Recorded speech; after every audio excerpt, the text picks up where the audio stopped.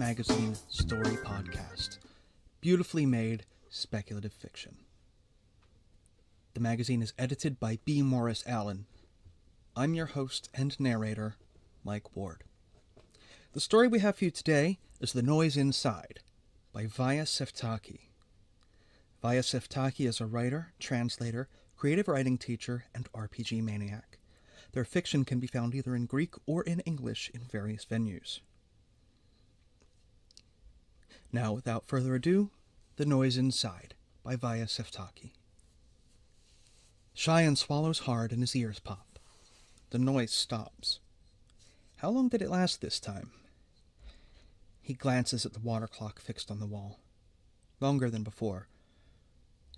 It first came a month ago, on his 14th birthday, along with the hare. That day he woke up to a humming, drenched in sweat and with the smooth skin of his head itching.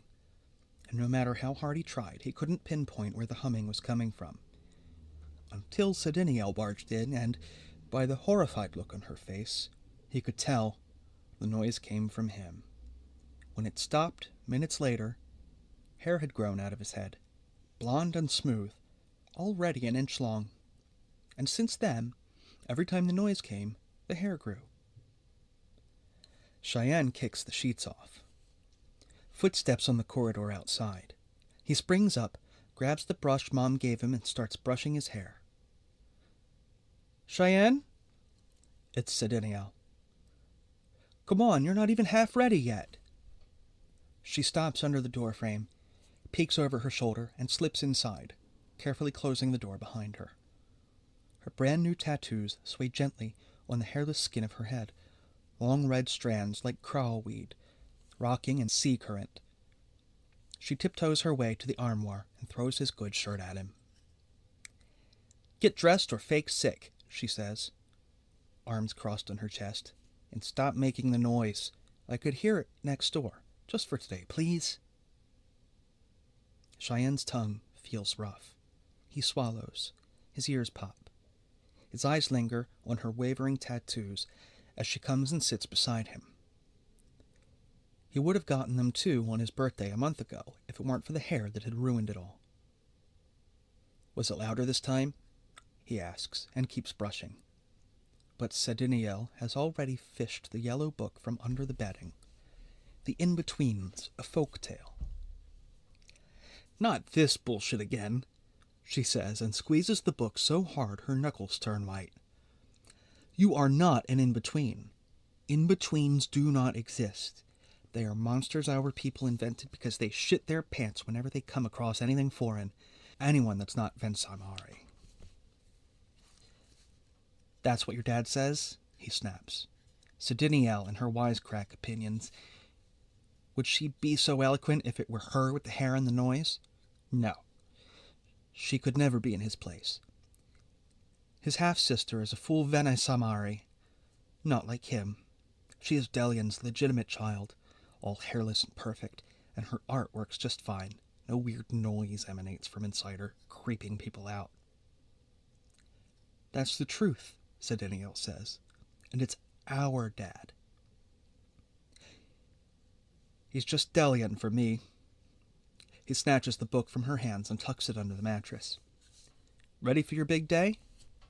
He pulls his hair up in a tight ponytail, hoping it will draw less attention at the lunch party. His hands are sweaty. Sediniel nods and sits a little closer, so close he can hear her breathing. The tattoos look nice, he says. Do they wiggle in the wind?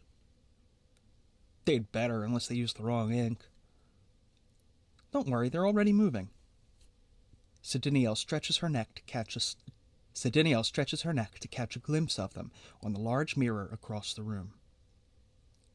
Official mark of the Vensamari artists. You'll outshine them all in the academy, he says, and playfully threatens to touch them with his index. Hey, they still hurt. She slaps his hand away. Is everyone here all ready for the lunch party? He asks, and puts his shirt on, fumbling with the buttons. Lorna, Berthelen, and Felian arrived with their parents an hour ago. Haven't seen them yet. The others couldn't make it. A storm is brewing across the channel. Cheyenne traces a shadow in her voice. So that just leaves us, Dad, my mom, and our 3 dear friends with their parents. He wipes his sweaty palms on his knees. He should try to be happy for her today. His state is not her fault. Come on, why the sad face? You've been accepted into the academy. It's your first day as an artist, with the tattoos and all. You're a full citizen now. The lunch party is stupid, she says, and straightens the sharp crease in her trousers, eyes flying back to the mirror to steal glimpses of the tattoo swaying as she moves. It's the custom. It wouldn't look good if Dalian didn't host a lunch party for you.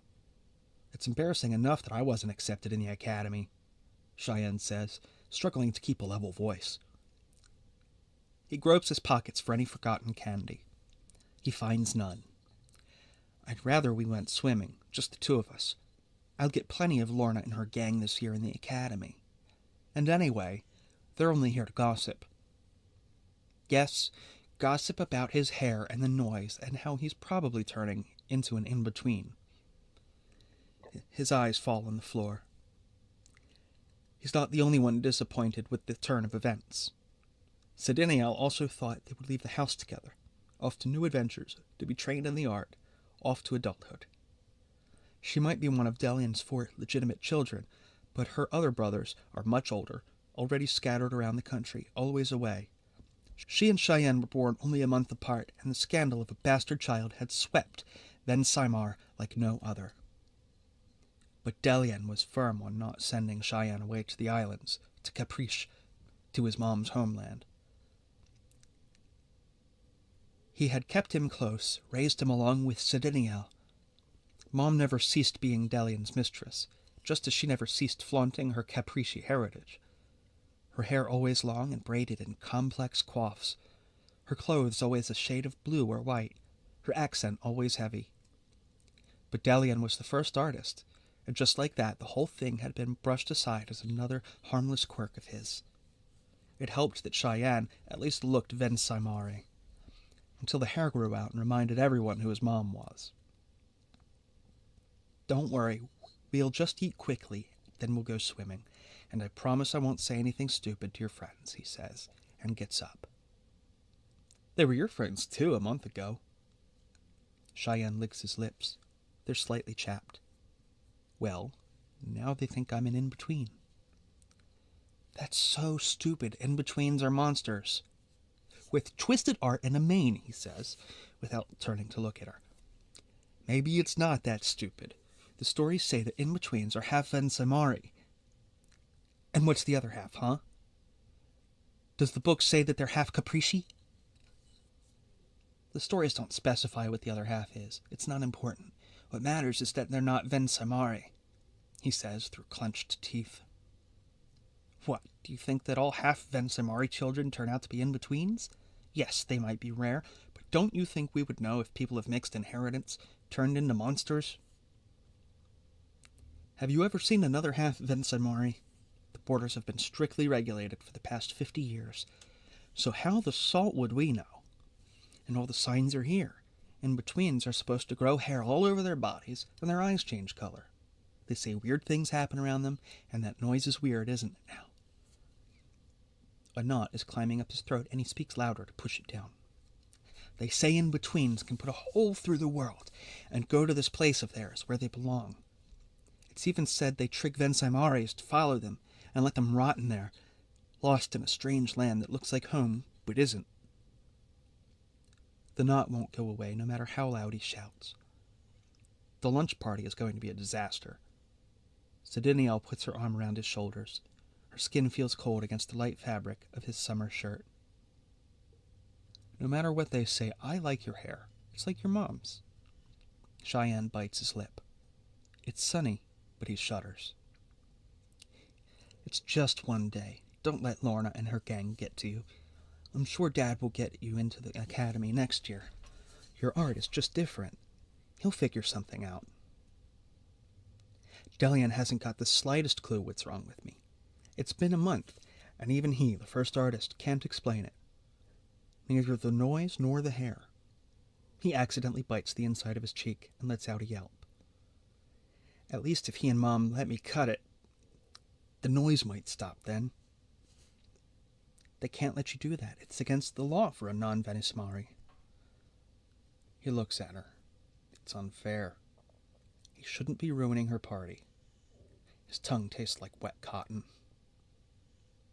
Dina, maybe I should stay here. I can't control the noise. It just comes, he admits, as he did to their father before. No, she says, and pulls him to his feet. I can't even tell what it sounds like for you all. For me, it's like a ringing in my ears. And lately it's getting so loud you could hear it next door.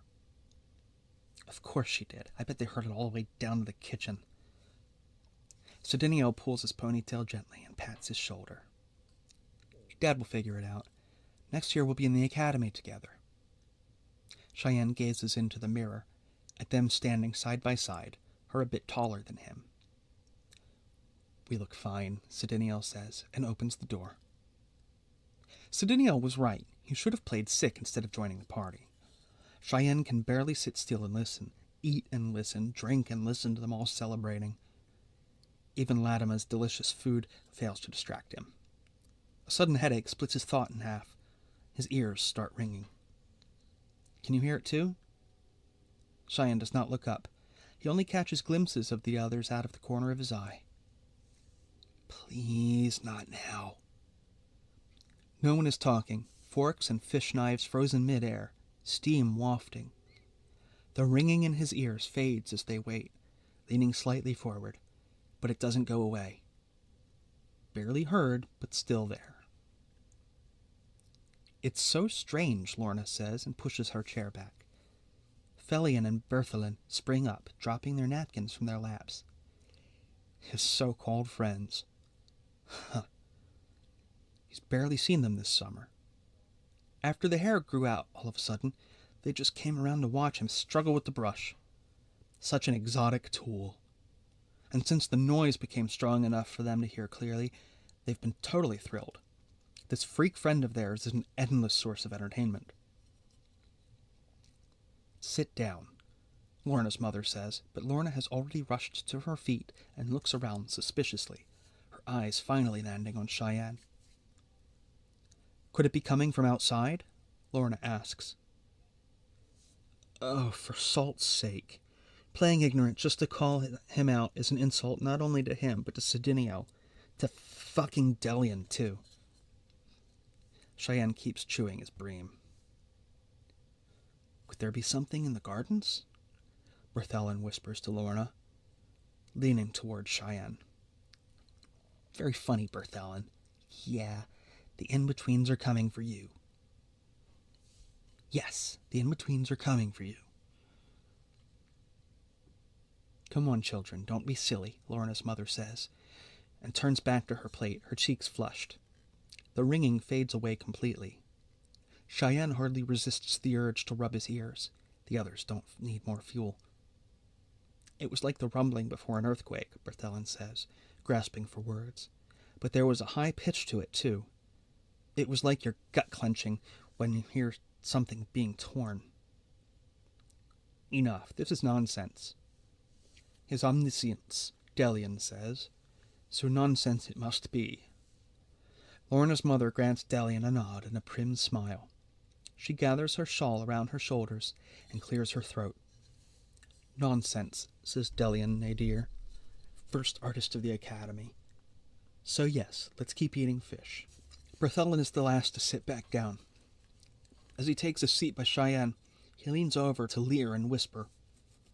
Or maybe it's an in-between's squeal. The sun glare glimmers on his bare pate. Sheyen grips his fork and stabs the next bite. Concentrates on how to swallow without choking. Let's make a toast, Delian says and raises his glass. To our Sediniel, who crossed into adulthood today. May your tattoos sway gently under the wind of the art. Glasses clink, and Sheyen does not look any of them in the eye. Not even Sediniel, though he knows that's petty of him. He sips some wine. He can't allow himself to jinx her. It's supposed to be honeyed, but it tastes like ash. This, too, is in the book Sediniel hates. Whatever the in-betweens eat tastes bitter, and they always crave something sweet. It could have been written about him, really, and he bets his friends read it too, so he drinks some more. Delian clears his throat. Sheyen can feel his father's eyes on him, but no, he won't look up. Mom is not here to scold him this time. Even Delian didn't dare invite his exotic capricci mistress over to a family party.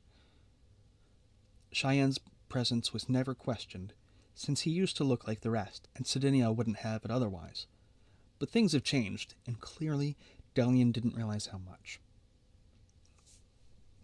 Also, Delian says, I am confident that next year Cheyenne will also be ready to join the academy. Great, they're all staring now. To progress and advancement. Cheyenne finally looks up from the red algae garnish, his cheeks hot, his ears ringing. On his right, Berthelen stifles a giggle. Everyone gets in the academy at 14, Cheyenne says, gripping the glass he is not raising. What will he do if he's never accepted in the academy? Become a sailor like his mother? Work the salt marshes or the fields like the artless? Be exiled so that this weird noise of his only echoes far from Vinsaimari ears, away from home? He tries hard not to blink as the rest of the company sits still, their glasses half raised, their hairless heads reflecting midday's sun glare. The adults are polite enough to smile, but Lorna and Berthelen and Felian stare, pressing their lips together to prevent a laugh. Cheyenne, everyone's talent in the art matures in its own pace. Yours is special. Delian wears his disciplined tone, which says, be silent. Special as in freakish, Berthelen mutters under his breath, and Lorna leans forward to hide her smirk behind her woven fan. Perhaps what in-betweens lack in talent they make up for it in hair, she whispers loud enough for Cheyenne to hear it. Sweat swells out of the roots of his hair, and he wipes it with the back of his hand. How stupid of him to expect that things would remain the same after the hair grew out. At least Sediniel looks as pissed as he feels. She grips her fork so hard that her knuckles turn white, while trying to pin down an olive and failing. Sediniel, your glass, her mother says, eyebrows arched and smiling. To the talented, Delian says, and faint clinking follows. And to the in-betweens, Berthelen sniggers, elbowing Lorna under the table. Cheyenne does not dare look at him, for fear he might plant a punch in Berthelen's throat. Sediniel fidgets as her fork screeches against the porcelain plate, the olive still rolling. Felian, why don't you take Lorna and Berthelen for a walk? This is Lorna's mother, and her voice carries an urgency that can't really be argued. All three of them push their chairs back and step out, humming the old in-between nursery rhyme. Half-wits. He swallows, his ears pop. The ringing starts again. Only a month ago, all five of them would have run out together. How could he have ever thought that things would get better? He hoped the hair would be overlooked, that once he got in the academy, all would be disregarded, interpreted as a misunderstanding. Today is a nightmare. The ringing in his ears reaches a high pitch, muffling all other sounds as if it presses a pillow against the world. Everyone winces at the noise. Hands fly up to ears. Delian shoots him a sharp glance. Sediniel takes his hand in hers under the table and squeezes it. Cheyenne holds his breath. Stop. The ringing blares. The air tastes metallic. Specks of dust flood his throat, stick to his tongue. Cheyenne swallows, his head light like a drifting bubble. What if they're right? What if the stories hold truth? What if he is turning into an in-between after all? He pushes the chair back and starts running. Cheyenne, where are you going? As soon as he leaves the mansion, the ringing stops. His ears still throbbing, his brain numb. He walks across the saltwood garden, all the way to the cliffs overlooking an ashen sea, summer storm dawning over the horizon. He would be better off inside the mansion. Only he isn't going back. Nobody will care if he misses dessert anyway.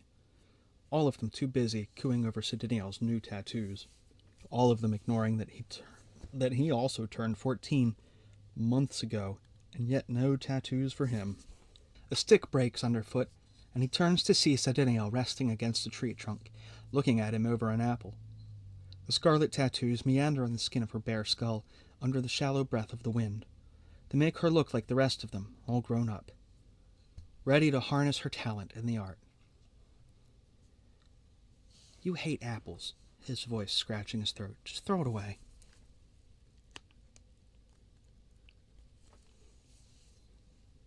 Father says we shouldn't waste food. It's not that he can't afford it. He grabs the apple from her hand and makes a run for the edge of the gardens. Chest crashing into the iron balustrades, he tosses it down the cliff and watches it roll until it hits the rocks by the beach. Why did you do that? Sediniel struggles to catch her breath as she sticks her face out of the rails, looking down. I just did you a favor. You're an adult now, anyway. You don't have to eat it, he says, with half an eye on her tattoos. You're a full citizen. He tries his foot on the railing, makes sure that it holds, and climbs. The rust, eating away the metal, smudges his palms. Sediniel watches closely, the tattoo's brisk movement betraying her agitation. I, on the other hand, am obviously a child, so I can still do this, right? He balances with a single foot on the railing. He shoots a grin her way, swift and sharp, to chop her gurgling disapproval at its root. Come with me, look! He lowers himself to ride the iron, one leg hanging out, and nods towards 3 distant figures walking along the beach. It's Lorna and the others. So what? Come on, let's get back inside. There's a huge storm coming, and Latimer is making chocolate. He pulls his leg, almost hanging her whole weight on it. Let's go and say hi. His fists are itching for a brawl. Stop it, let's go meet them. Stop! No. She climbs up and grabs him by the hair. He pulls loose and loses his balance for good, landing on the other side of the fence, face down in the dirt. The wind howls. And they made you an adult? He springs up, readjusting his belt. There are twigs and grass tangled in his hair. Why couldn't he remain as he was, hairless like everyone else, except Mom? His eyes sting a bit, but nah, it's the wind. Sediniel is still on the ground, on the other side, dusting off her cloak. I'm not going back inside. His gaze wanders to the beach below, the 3 silhouettes gone now. They must have taken the long route back to the mansion. So they'd rather chance the gray cliffs in a storm than pass by him. Without a warning, as always, the ringing roars in his head, louder than ever, deafening. Fine. Sheyen, do you hear the noise? Sheyen? Let her talk and shout. It's all right, she's got to be mature now. He runs down the path towards the sea, and the ringing runs along with him, piercing his brain, muffling his breathing, the sound of his steps. It brings with it the stark smell of ice, the tart taste of marmalade gone bad. He spits. His ears hurt. It feels like they're bleeding, but when he reaches the sea, the ringing stops abruptly, absolutely, as if a blade cut it in half. Sheyen takes a sharp breath, his lungs hungry for air, like he's just barely escaped drowning. He looks over his shoulder, back along the path. Sediniel's mouth opens and closes without a sound. At a loss for words, huh? He takes his stand on the beach, a couple of pebbles in his hand. He takes his shoes off. The tingling of the cold water under his feet feels soothing. The cinnamon-sanded beach stretches long and narrow to either side, abandoned in acute silence. The storm approaches fast yet mute. No wind, no waves, which is rare. Even the neighbors' dogs have stopped barking. He sends the first pebble skimming across the surface, but it does not skip at all, just sinks. He takes his shirt off, throws it toward his shoes, by a flat rock. The silver sails of Mom's ship are nowhere to be seen. She's always there to preach about taking pride in their Capricci heritage. Her heritage, only half his. But always gone when they give him trouble about it. He dares a step forward. "Did you hear that?" Sedeniel says behind him, and he jumps. "When did you... hear what? The noise?" He gapes at her as she looks around, her lips thin, her eyes squinting. Her shoes are already wet. "Shh!" She is walking on the tip of her toes, but the soft crunch of dried seaweed betrays her. Where was it before? Her long neck stretches as she tries to hear better, forehead furrowed and full of doubt. "What is it? I don't hear anything." "I think it was the noise, but this time it sounded different, more like screeching or fabric being ripped." She pulls her tunic tight around her. "Like a ringing, perhaps?" he asks. "Or shrill, like the laughter of the in-betweens?" "No, shut up, Sheyen. It's gone now, anyway." She folds her hands on her chest, shuddering. He sits on the ground and takes another couple of pebbles in his hand. "It never crossed your mind that the tales might be true?" he asks. "Cursed is who lies in between, who sways back and forth, neither out nor in, hunted by those who spot the sign, its mane, its ear, its mismatched eye. They say it of all the half-breeds." "It's about the in-betweens, not about half-Venesamari children," she scoffs. "Oh, really? Well, that's the song Felion and Bertha Ellen were humming at lunch. Haunted by both silence and noise, torn between a home and a choice, damned to belong under the frames of doors that lead opposite ways. Cursed is who lies in between, not one of us, a soul in Stop it! And no, only the illiterate believe in old wives' tales. The stories say that all they can taste is bitterness. My tongue doesn't feel right today. They just linger in this in-between place because they have nowhere else to go. And they won't let me into the academy. Dina, what if it's happening?" "You're just scared." She kneels next to him and palms a pebble herself, weighs it, and then throws it as far as she can. Not a sound comes back. "What's the noise like for you?" he asks. "When it comes, I can only hear this damned ringing in my ears. The other said that it sounds like a rumbling and at the same time like a paper being torn." His voice comes out almost too loud. "Who said that?" "Lorna, Berthelen, Felion, everyone." "They're idiots," she snaps. She flicks the pebble and then another and another. None skips. "They have no right to treat you like that." Her voice an imitation of her mother's. She flicks and flicks as if her only goal in the entire world is to empty the shore of its pebbles. "You're my brother, and Don't!" He grabs her arm and looks around. "Why not? It's not a damn secret." "No? Then why am I not called Nadir, like you?" "Why did I not get any tattoos? Delion's other sons all had them at my age." She twitches, opens her mouth, but stays mute. Sheyen lets go of her. The tips of her ears are red, like always when she's angry. His cheeks are burning. A drop of rain lands on the naked skin of her head, then another and another. And then, he notices, her tattoos have lost their brightness, their color only a muted shade of red. "Put your hood up," he says in a careful voice. "Are you feeling all right?" Her tattoos stop swaying. "They're not supposed to do that." He runs his tongue over his lips. They taste like a stranger's, like porcelain, unused and undusted. "It's so quiet," she whispers. Plump drops of chilly rain land heavy on his cheeks. He blinks hard, chasing the swelling tears away as he stands, letting her expression sink in behind his eyes, in silence.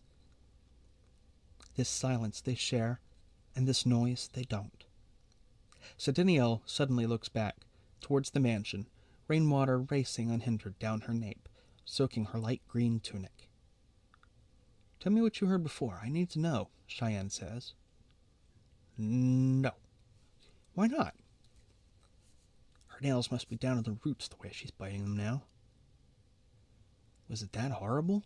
He asks. Lightning.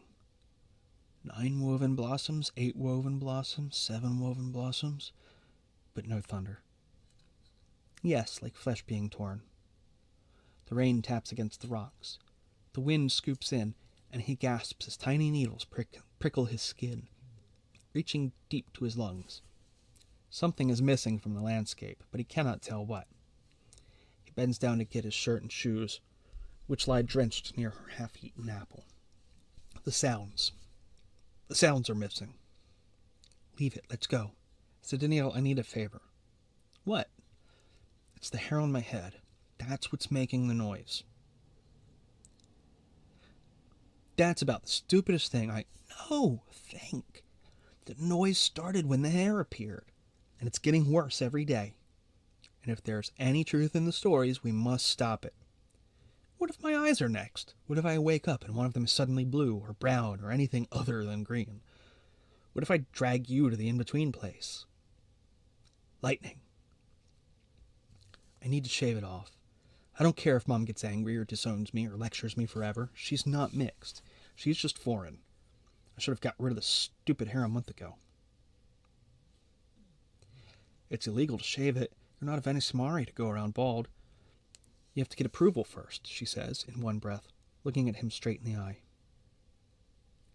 I'm the first artist's son, right? They won't do shit to me. Sedeniel scans the beach, her gaze traveling from his clothes up to the garden, and then to the clouds. Something feels wrong. I feel like I'm standing at the edge of a cliff. It's weird out here, too quiet. That's what I'm saying, he shouts. It's happening and we have to stop it.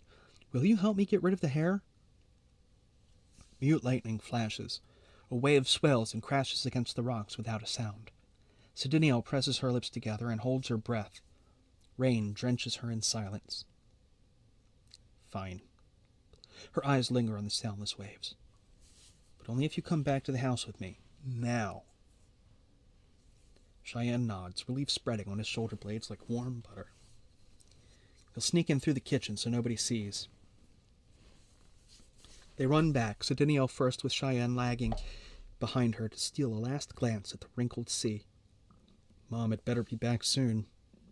The mansion, their father's summer home, always smells of baking. Its thick stone walls, its light elderberry furniture, the curtains, the sheets, and the inside of the wardrobes have all been imbued with the fragrance of dessert cooking in the ovens. Today it's lemongrass pie and hot caramel-flavored chocolate. The smell spreads better in the silence. Only it shouldn't be silent. Their father should be here, sipping sea-drop liquor with their friends' parents by the unlit fireplace. When he left, they were all still lounging in the dining room, heavy with Latimer's cooking. You can't hear them now. Even the servants are nowhere to be seen. Still shivering, barefoot and half-naked, he crouches over the boiling pot of chocolate, letting the delicious steam warm his insides. The thought of grabbing a spoon and digging in flashes, then fades. Hello? Sedeniel almost whispers, standing under the doorframe, looking down the drab corridor. She trails back into the kitchen and closes the door gently behind her, heading for the saltwood chest where a blunt pair of scissors is kept under the towels. The water-weight clock that never worked properly hangs overhead. The faint creaking of its cogs, always out of tune, a tick too late, a tack too long. Only now it echoes smoothly, first a tick and then a tack, tick-tack, tick-tack. The clock is working, she mumbles, distracted. The clock is working, she mumbles, distracted, groping in the chest. It sounds wrong, he wants to tell her. Disorienting, but the words snag on his tongue. Where is everyone? She asks, and Sheyen turns to check the door they snuck in from, scanning the garden through its colored glass, hoping to spot someone they missed before. Perhaps they're out for a walk? Alarm coils under her casual concern. Her gaze has followed his. Could be. And Latimer? The kitchen servants? They're probably running some errands downtown. Highly unlikely, but she mustn't be sidetracked from the haircut. The moment is too convenient. What if she changes her mind? He's been nagging her to help him for a month now, and she always refused. All four of them? Sedinio strokes her head just above the forehead, her tattoos still dim and lifeless. But she doesn't seem to notice, and he won't tell. He glances at the scissors. Lightning. Unheard thunder rattles the pots on the shelf. Something is wrong, mutters Sedinio, darting glances at the shelves as if they are about to tilt and crack. The house is wrong. They didn't even put out the ovens. And the storm, Sedinio says, pointing a finger towards the glass door. Rain whips the glass, and for a couple of breaths they linger, waiting for the din to come. What comes is only silence. She approaches the door, ready to open it. Sedinio? He says. Quit stalling. Obviously they're going to be back any minute now. We need to be quick. Quick? Sheyen, something is off. I can't hear a thing from outside the house. No rain, no thunder, no barking dogs, nothing. I know, which is why we should do it now. Something's happening to me, and maybe this is how we stop it. Why would it stop? And not a word about the stupid tales. Her face is taut, about to snap, her lips align, her fists bunched. There is no such thing as the in-between people. Finally, she turns away from the door. But if that's what you want, when your mother comes back through, you won't hear the end of it. Reaching into the top drawer, she pulls out a small bundle wrapped in the scraps of old kitchen towels. Latimer's meat razors, she whispers in answer to his arched eyebrows. The razors rattle as they land on the table by the scissors. Sedinio crouches over the thin blades, inspecting them closely, and takes one between thumb and finger. I'm not sure how to use these. I might cut you. I don't mind, just do it. But she's not listening. Sheyen follows her unflinching look, which turns towards the glass door. 3 figures stand there, waving, drenched. It's the others, Sheyen says. He wants to move, but for a couple of deafening heartbeats, his feet are wreathed with iron. The figure's gesture expands, becomes quick, becomes sharp. Yet there is no sound as their fists pound on the glass. Before thoughts form, he rushes to the glass door to latch it shut. Sheyen, Sedinio gasps, but Berthelin is already leaning against the glass and turning the doorknob. He takes a step into the kitchen. The water-weight clock sounds a bell and stops. The room seems smaller with all 3 of them bursting inside. Berthelin's shoulders have widened over the summer, and he now stands a full head taller than Sheyen. Drops of rain gleam faintly on the skin of his head, and his hands are curled into fists by his sides, face washed red with anger. Lorna stands next to him, skinny and poised. She pushes her hood back, tossing unreadable looks to her older brother, Felion, who looms behind them. Sheyen doesn't like the way he unfolds his Vensemari limbs, long, lithe, and braided with muscle. Sheyen struggles not to take a step back. This is, after all, his house. Scurrying feet tap on the marble, and Sedinio stops next to him. He turns and looks, and his heart skips a beat. She is scared. What's wrong? What happened to your tattoos? She says. Same that happened to yours, Felion growled. What? She whips around, and her eyes lash at Sheyen for confirmation. Her hand flies up to her skull, fingers tracing the fading patterns. Sheyen returns the stare and nods slightly. It's pointless to lie. This can't be happening. She tries to catch a glimpse of her reflection in the glass. Something's terribly wrong. Lorna's crystal-pitched voice, now so cold and clear. No one moves. Not right away. Then Felion takes a step forward, heads for the chair closest to the kitchen bench, and sits, carefully scanning the room as if looking for something stolen. The sounds outside are missing. Everyone else is missing, he says. It's just us. We came back from the beach and no one was home, Lorna says, like crystal cracking. As she opens her mouth to speak again, Sheyen feels his hair stand on end. Maybe they're out somewhere, Sediniel speaks first. No, we were just out looking for them, not a soul. That's Berthelen. He is looking Sheyen straight in the eye. We warned you. Sheyen feels something creeping up the back of his throat, bile.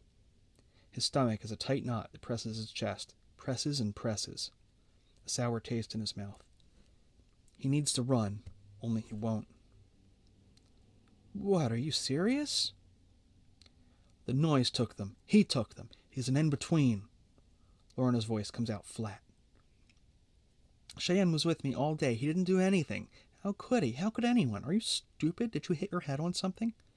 Sediniel has taken her place right in front of him. Cut it off, Sediniel.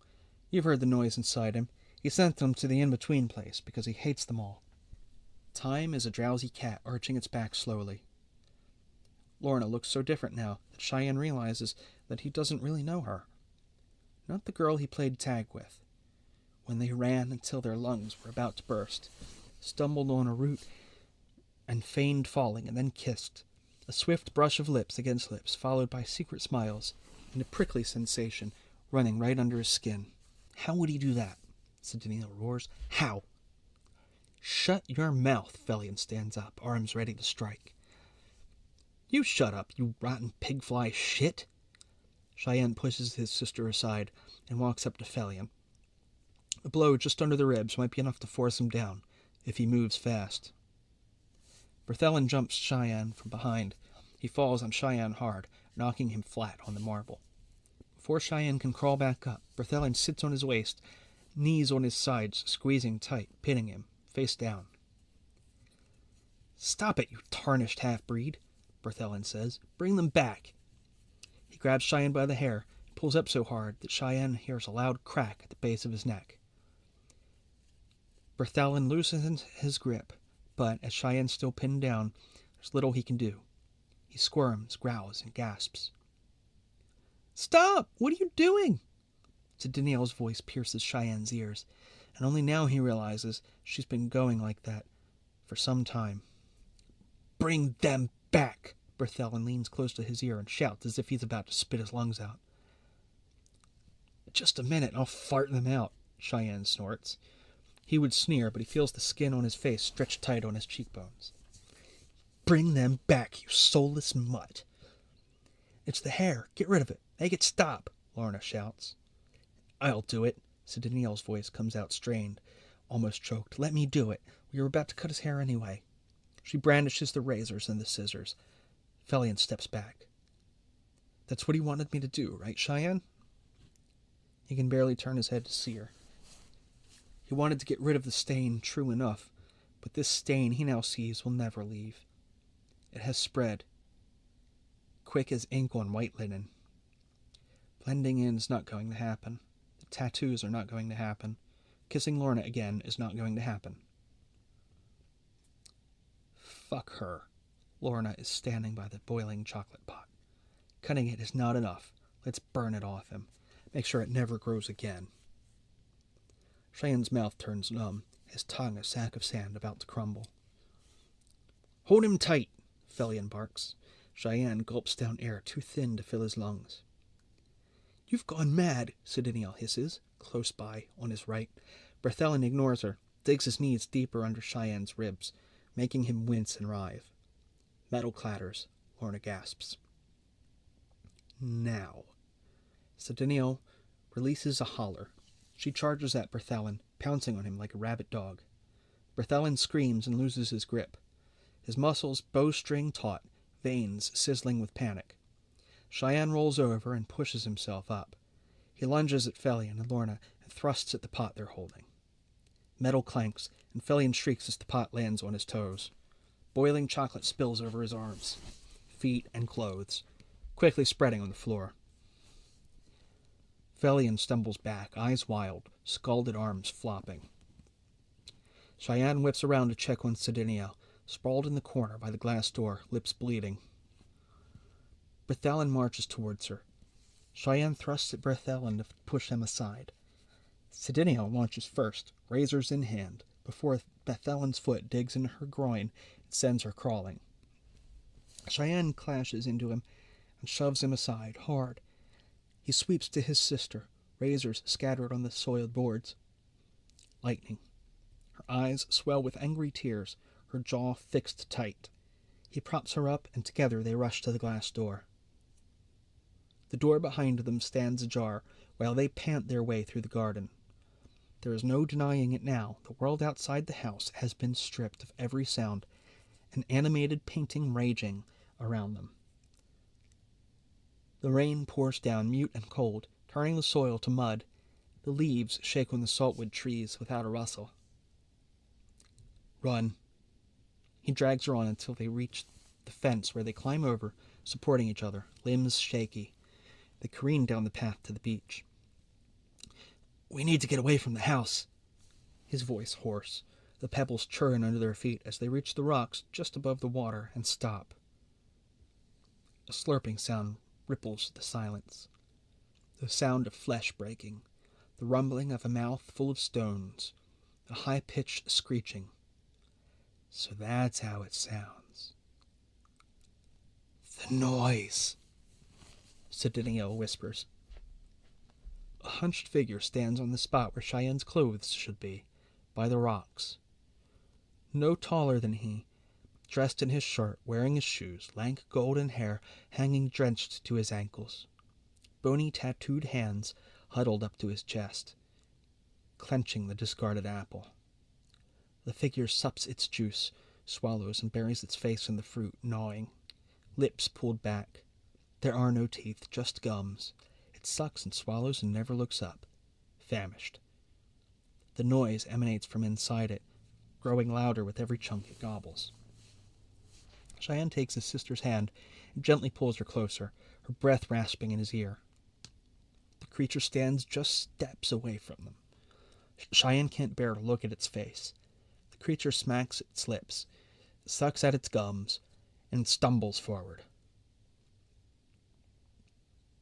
They don't wait for it to take a second step. Faster than their racing heartbeats, they turn together and, holding hands, they jump into the sea, falling among the soundless raindrops for a panicked eternity before they hit the surface. Coming up for air, looking at each other, they start swimming away from the beach as fast as they can. The waves rage bitter and silent, salt creeping in the wounds of his chapped lips. Sedinio pushes him on, stroke after stroke, leaving them in the exact same spot, with backs turned to the house, until a drop of courage forces him to look over his shoulder. Look, he says. The figure, a white smudge in the dark, dawdles up the path they came from. Sheyen can hardly hear the noise from this far. It reaches the fence and climbs over. It keeps walking, through the garden toward the kitchen, towards the door that's left ajar, towards the others. Shivers seize him. Lightning. The creature stumbles into the kitchen. 9 woven blossoms, 8 woven blossoms, 7 woven blossoms. Screams, and then nothing. Only silence. The house falls dark. Suddenly thunder. The wind now blusters, and the rain splashes around them. Sheyen! Sedinio gasps. It's the house, all lit up now, not just the kitchen. There are figures in the garden and along the path to the beach holding lanterns. Voices, familiar. They call their names, their father. Sedinio pulls him first towards the shore, pushing his limp body to swim. When their feet touch the sand, she hugs him. Her tattoos glisten red under the faint moonlight. I see them! Latimer shouts. Dalian, I see them! The beach feels frozen as they crawl out. Warm arms wrap around them.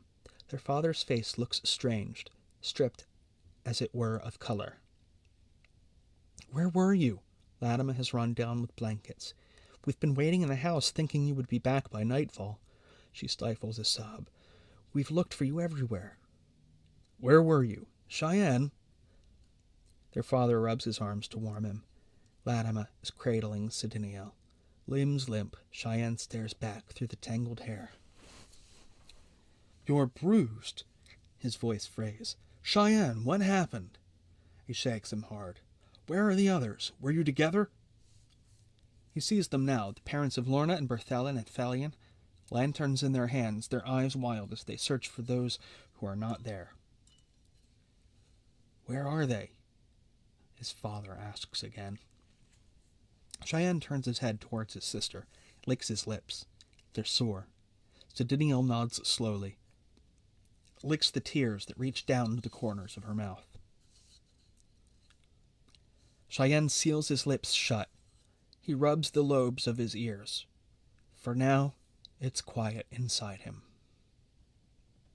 That was The Noise Inside by Vaya Pseftaki. See Vaya Pseftaki's story online at Metaphorosis. If you liked it, leave a comment. Authors love that. Podcasts like us depend on listeners like you. Remember to rate, review, and subscribe. Thanks.